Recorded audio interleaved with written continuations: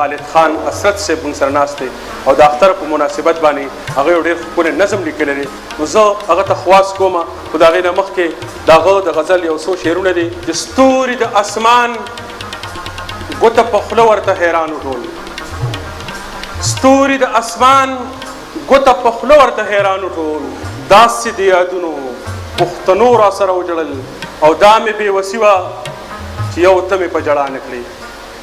دا مې بېوسي وه چې یو ته مې په ژړا نه کړې نور خو ستا د چم لویو وړو را سره وجړل او چا چې به زما او ستا په منځ کې غمازي کړله چا چې به زما او ستا په منځ کې غمازي کړله نن بې وفا یاره کوم هغو را سره وجړل خالد صاحب د اختر مبارک ډېره مننه نظار یوسفزي صاحب ستاسو د ټول یو جهان مننه دا څومره دلته میلمانه راغلي دي او ستاسو د تنوي ځلنده هندارې په مخ باندې د نړۍ په ګوټ ګوټ کې میشته ټولو پښتنو وروڼو ته د اختر مبارکه وړاندې کوم تا خو یو ډېره اوږده مسافري تېره کړه د وطن اختر درته یادېږي خپل وړوکوالی میلې ټېلې بڼچغو به وو ټالونه به وو نظار یوسفزي صاحب په شاعر کې او په عام ولس کې دغه یو فرق دی چې د شاعر ځان د کلي د اختر نه تروړلی نه دی دی همیشه په هر اختر کې کلي کې ولې چې د شاعر ذهن چې دی د ولس نماینده دی نو د ما په خپل وطن کې کوم ولس چې دی هغه زما نه هیر نه وي او زه همیشه که په دې وطن کې یم خو اختر د کلي کوم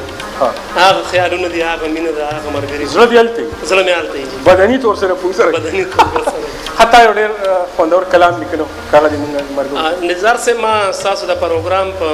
تاثر کې د اختر په حواله باندې یو نظم لیکلی دی خدای دې وکړي ستاسو خوښ شي وایي زما د لرې وطن یاره ستا په خیال کې به وي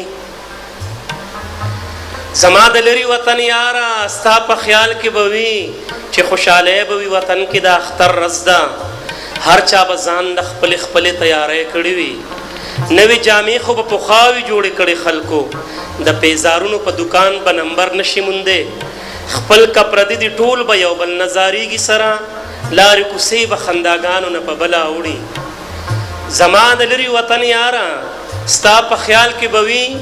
چې هلکان به ډلې ډلې دکانونو ته ځي چې د اختر شپې له په ګډه سامانونه واخلي جینکۍ هم به په خپل کور کې سلاګانې کوي د چا کوټه باندې به دا ځل الله وایي د ماشومانو د سیالۍ تنده به ماته نه وي د مور او پلار نه به وړې وړې غوښتنې کوي زما د لرې وطن یاره ستا په خیال کې به وي چې زانګوګانې به راغلي وي د بڼ ډاګیله د بڼ په ونو کې اوږده اوږده ټالونه به وي ځوانانو ونې به پرې کړي وي باڼچغ دپاره چې اوازونه به یې د کلي هاغه سر ته رسي واړه به ځان له کډې اخلي د اختر په پیسو نن د اختر ورځ د میلې وطنونه به وي زما د لرې وطن یاره خو اوس داسې نه ده زما د لرې وطن یاره خو اوس داسې نه ده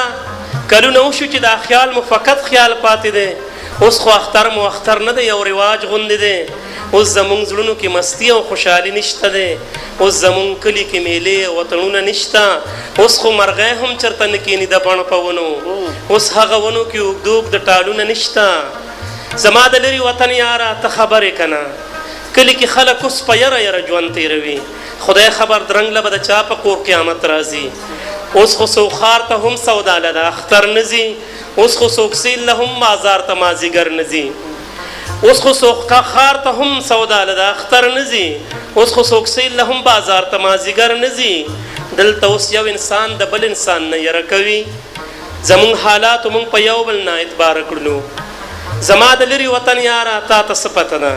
اوس چې څوک نوم د اختر واخلي زړه مې وبوږنېږي ما ته بمونو کې لوستلي ماشومان یاد شي چې پاڼې پاڼې شو جومات کې د اختر په ورځې ښایسته جامو کې مې هغه ښکلي ګلان یاد شي دلته اوس خلک د اختر مونځ هم په یره کوي هسې نه دا ظلم جومات کې چېرته بم خلاص شي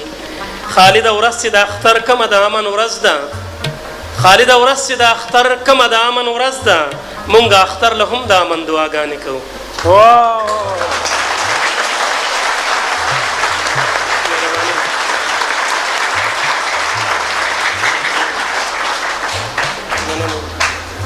خالد صاحب په زړه کې هم بله څه خبره وي د شمشاد ټلویزیون په شعر دنیا پښتنو ته کول غواړم. نزار سبزي صاحب ډېره مننه. بس دک یو ارمان دی د ټول زمام دی او زما په شان د هر پښتون دی چې د اختر په دې مبارک ورځ کې د الله تعالی نه د امن سوال وکړي. ولې چې تر څو پورې امن نه دی راغلی نو پښتون که ژوندی هم دی په مرګ حساب دی. زمونږ ژوندون په امن کې دی چې تر خپله منځه دا ستونزې خلاصې شي او په امن باندې یو ځای ته راټول شي. ډېره مننه ستاسو د درنو خوږو خبرو د دې دومره ښکلو شعرونو. ټولې دنیا ته مې د یو سړي صفت کړی دی، ما په یو څو ورځو کې څومره محبت کړی دی. زه د دې ښار د نفرتونو د بوتانو